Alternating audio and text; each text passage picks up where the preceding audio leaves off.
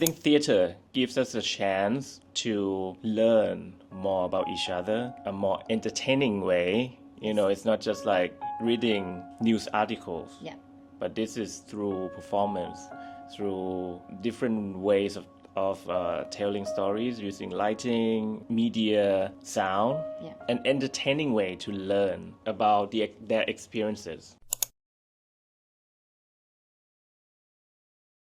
Welcome to SOP by Punch Napattra นะคะ So happy to be here. Thank you so much. Thank you for coming.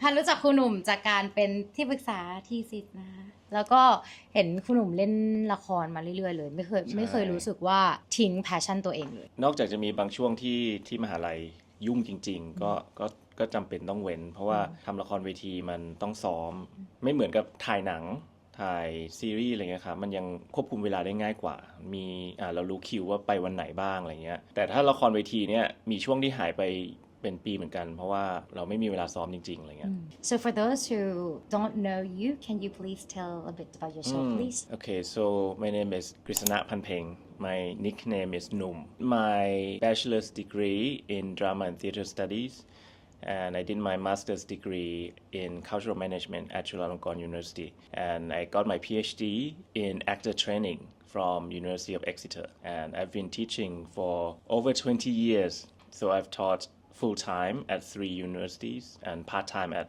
various universities in Thailand. Right and that's what I've been curious from that are you living in your dream is this your dream to be a teacher before you decided to study acting training I studied acting before I became a teacher. After my undergraduate studies, I came back to Thailand and I was introduced to Kru Big Damkeung, who was teaching at Chong Sam, Channel 3 at the time. So I joined him acting classes. So I taught acting classes with him and Piu Panrat. That's how we got into teaching, I think, because she also just finished her master's degree from Royal Holloway from the same university. Yeah. So we came back to Thailand and then we started teaching an acting course, so not at university. And then slowly, somehow, I got into a full-time position at Turkey Bandit University while I was studying for my master's. It wasn't a plan from the beginning. I was introduced to the art of teaching through friends, through theater friends. And then I wanted to pursue the career of teaching while having the flexibility to work in the theater community in Thailand. So teaching or having a full-time position, even a full-time position at university, there was still some flexibility. And I was able to, as a stage manager, an actor, and I started directing at some point during the first 10 years as well. It gives me flexibility. I think it's suitable for me and for my passion. I still want to continue working in theater while also being able to teach and pass on the knowledge as well. But of course, teaching is not just teaching. Yeah. There's also research. Yeah. There's also admin stuff. Some other obligations, area, responsibilities that comes with having a full-time position. Yeah. I have learned to enjoy doing research as well. So how do you learn to love what you do? I think it comes from my curiosity. Like I want to know how this happens or like how this phenomena has happened or I want to know more about like I'm going to give an example. So when I did my PhD is on actor training and I studying with teacher who created his own actor training program and he uses the term psychophysical. So I started my PhD wanting to know what is psychophysical and I wanted to learn from him. I wanted to know his approach and how he has come to create and used it in his class. It started with my curiosity and then I felt really engaged, like what I was discovering throughout the years. That part of research is what I like. I don't really like writing so much. So, research is quite a big project. It's a project. There are different steps in the process. So I love finding out. I love learning about different perspectives. But in the end, you have to synthesize and analyze and write about it. So the writing part is my least favorite. I mean, writing is more comfortable for me. Reading was kind of sleepy, but if it's a playwright, okay. But it's like essay, I will be like so sleepy. Yeah, it has to be something that I'm really interested in. Then I really love reading it. So talking about you being a teacher หลังๆมานี้มีอาชีพเยอะมากถูกไหมคะมีทั้งอาชีพที่มีมานานแล้วอาชีพที่คนทำขึ้นมาใหม่ตัวพันเองหรือรุ่นหลังๆอะไรเงี้ยพันรู้สึกว่าพอเราคุยกันถึง dream job หรือสิ่งที่อยากทำคนยิ่งตอบว่าเป็นครูน้อยลงเรื่อยๆทำไมถึงรู้สึกว่าการเป็นครูนี้มันสนุกจังเลยแบบ value ของมันสำหรับเราอยู่ตรงไหนมีความสุขที่ได้เห็นคนเติบโตแม้แต่ในช่วงเวลาสั้นๆอย่างเช่น1 เทอมอย่างเงี้ยมันก็รู้สึกดีใจแล้วก็ภูมิใจที่เห็นว่าเขาได้เรียนรู้เกี่ยวกับตัวเองได้เพิ่มพูนทักษะแล้วก็รู้ว่าตัวเองได้เติบโตขึ้นมาแม้จะเป็นช่วงเวลาเพียงแค่ 3-4 เดือนอะไรเงี้ยอันนี้คือความสุขของการสอนมันเป็นเรื่องที่เราชอบมากๆมันก็มีความสุขที่ได้พูดถึงมันและได้เห็นคนสนใจเกี่ยวกับมันอย่างเงี้ยการสอนก็ไม่ได้ชอบสอนทุกอย่างเข้าใจค่ะชอบสอนในสิ่งที่เรา passionate about so right now what gives your life meaning I think teaching it gives me a sense of fulfillment and also it's not just teaching and doing research as well so like right now I'm doing both teaching and research when I don't do anything related to teaching and research sometimes I feel quite empty like oh I don't know what I'm doing but when I have something to do eventually going to be really good for society then I feel like I have a purpose so like with all of my research projects, I always think about it's going to be new knowledge. It's going to provide a fresh perspective to the community, to the society. So being able to give voice to them, it gives me purpose. You said you've been teaching for over 20 years. How do you stay connected to that purpose? It's such a long time. Yeah, and sometimes I feel discouraged. Sometimes when things don't go the way I want or I imagine it should be. I get frustrated, I get discouraged. For example, like when the students don't value what I'm giving them as much as I value it, then I feel sad sometimes. I almost cried once in the past year. A really hard thing to deal with for me, to remind myself that it's not every student thinks that way, or maybe they need more time to really understand it. So just keep reminding myself what I'm doing has a clear purpose and I have really good intentions. I tend to try to keep telling myself. Also getting help, getting support from those around me also helps as well. It's not like you always wake up and know your purpose every day. It happens when there are some days that you feel like you need a clear purpose and you're not sure what you're doing. So I think when that happens, it allows you to reconsider your goals in life and maybe both short-term goals and long-term goals. Maybe it might change slightly. Gives you a chance to reevaluate, I think.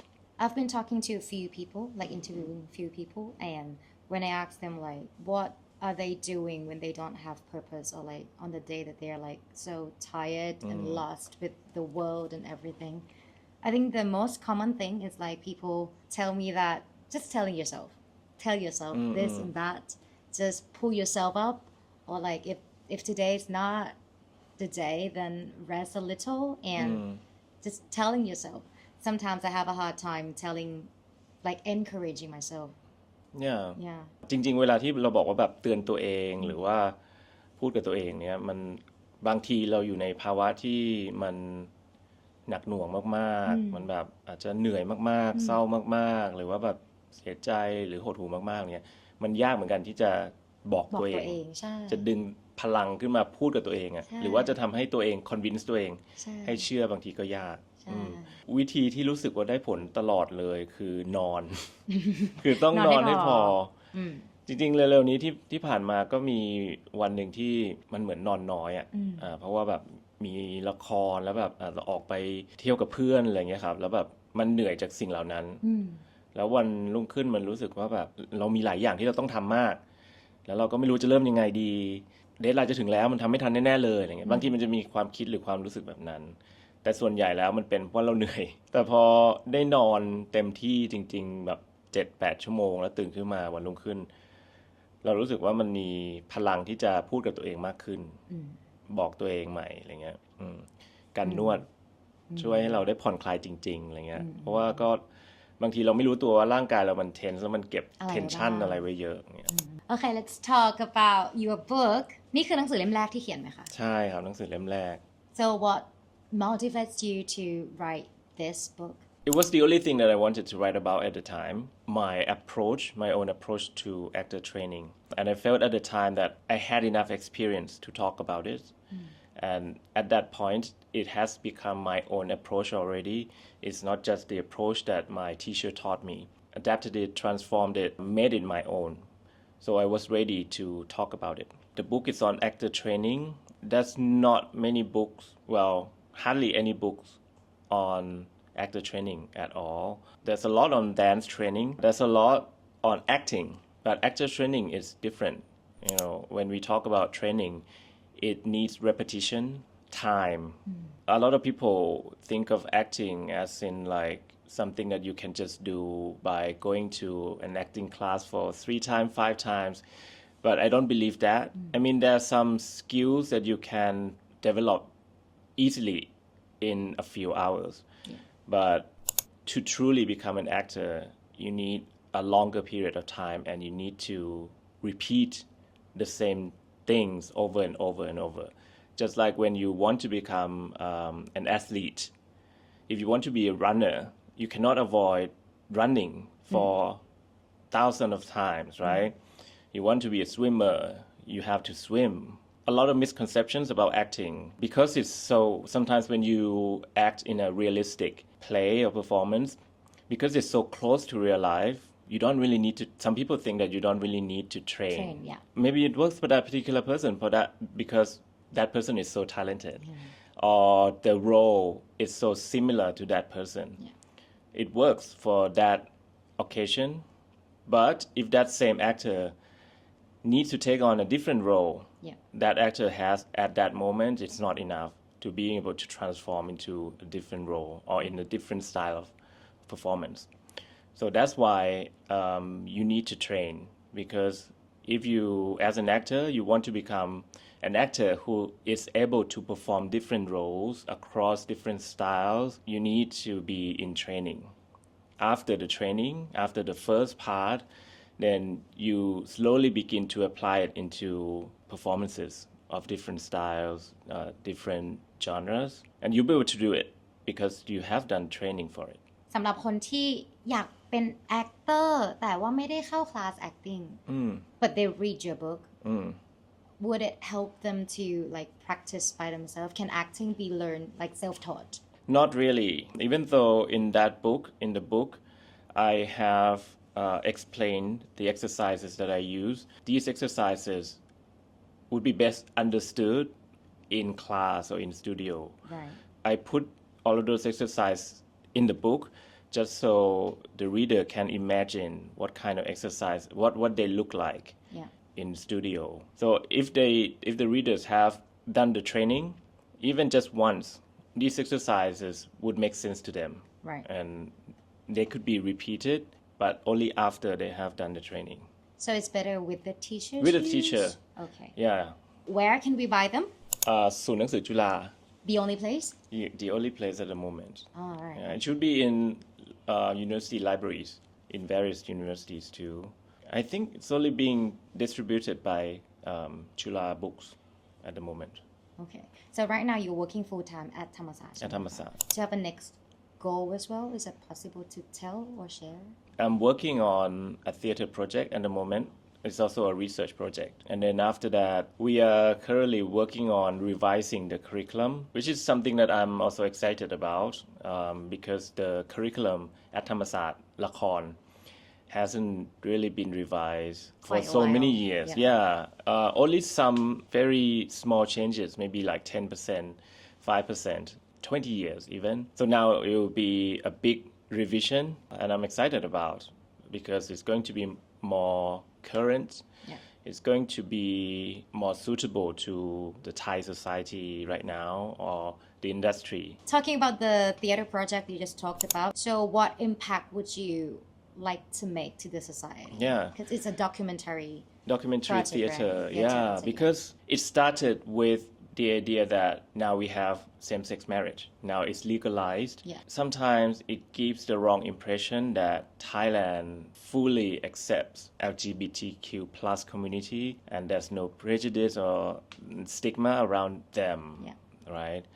Around this group of people, but which is not true. There's still a lot of discrimination, stigma, prejudice. I want to focus on a particular group and I'm also learning about them as well, learning about their experiences through interviews.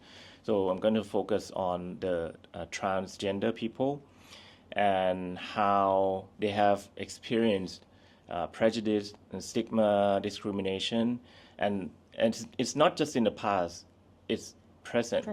It's happening still. And they're fighting for their rights. Even after a few interviews, I've learned things that I never knew before. And I feel like this is something that the society needs to know as well. Straight people also have to learn about their struggles. Yeah. I think theater gives us a chance to learn more about each other, a more entertaining way. You know, it's not just like reading news articles. Yeah.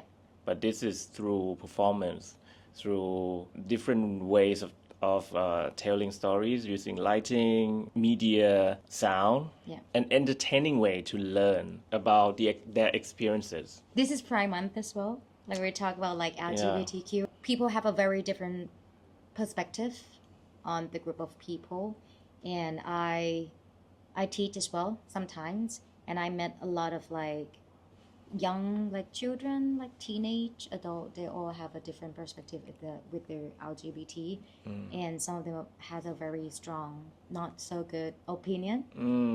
So would you say this project that you make would, you know, give them a different perspective of how to look to a different group of people or like the sexuality? You know, at the moment, the trans community, they are requesting that the hormones therapy be free. There's a lot of people who think that the transgender people are doing something extra, something that is not natural, you know, but in reality, they want to be natural to themselves. Because they are not born with the sex, with the gender that they like to be that they are essentially. You know, it's like they're trapped in a different body.